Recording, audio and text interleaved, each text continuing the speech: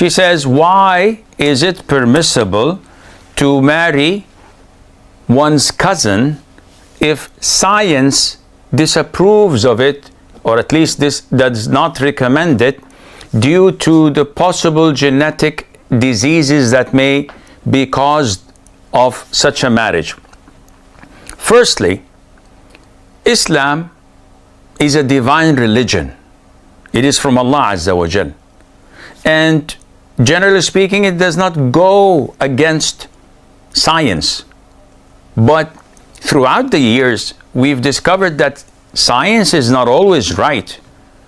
And so many theories that come up only to be proven after a few decades that they're totally bogus or wrong.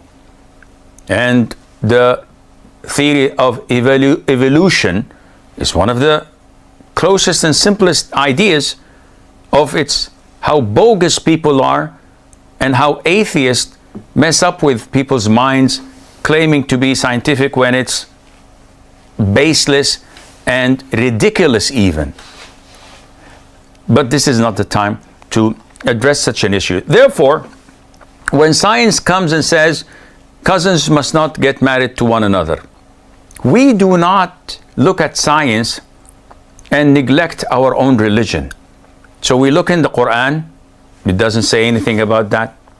We look into the Sunnah, there's no prohibition, none whatsoever about that. On the contrary, we find that the Prophet himself, alayhi salatu wasalam, married his cousin, Zainab bin Jahsh, the mother of the believers, may Allah be pleased with her.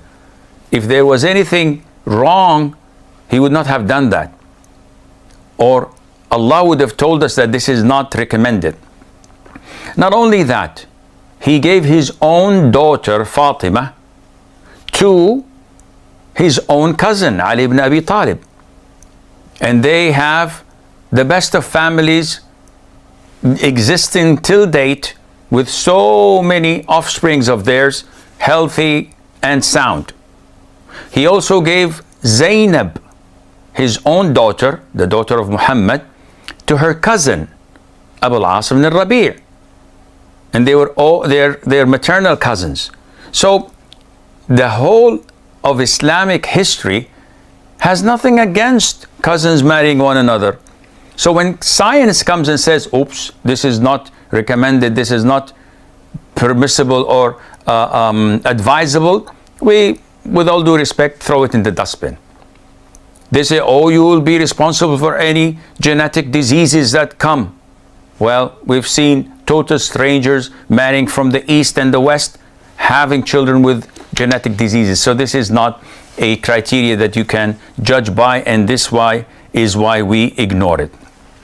Second question of Mahwish: a homosexual who is unable to satisfy his wife, would it be permissible for him to get married? The answer is, if he's impotent, meaning that he's unable to fulfill his wife's desires due to his impotency and incapacity, inability to do so, in this case, he's not permitted to get married unless he gives the family he's getting married to a heads up. So before they proceed, he would go and say, listen, guys, this person proposing is impotent, cannot fulfill his wife's sexual rights. He cannot do that. If they accept, okay, this is okay. This is her choice, her preference. But if not, then it is not permissible for him to conceal that and to hide his deficiency and not tell them. That he's in his 4th year of uni and he has 1 year to go. He met a girl, he wants to get married to her. His parents refuse and they insist that he graduates first. And I've asked him, can you afford to get married? And he said, no, I don't have enough money to get married. So I said to him that, what can I do for you? So he replied by saying, can we get the marriage contract done without consummating the marriage? Of course you can. As a man, you don't need the permission of your father and your mother. You don't need the permission of your guardian, because men don't have guardians. The permission of the guardian is only required if the woman's guardian is there.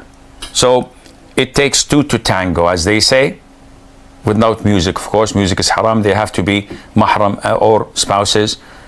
So let me go back to the topic.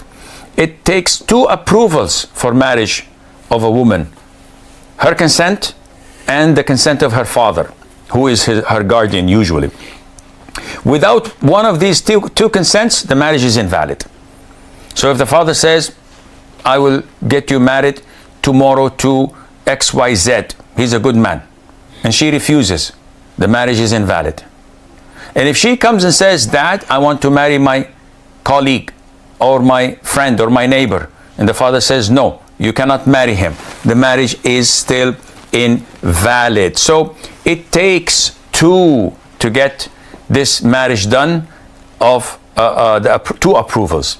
For you, if you propose to the family of the girl and the father says, yes, I have no problem in doing the marriage contract without consummating the marriage for a whole year, so that you guys can see one another and have halal relationships without falling into haram, and communicating and talking is halal because she's your wife, there's no problem in that, none whatsoever.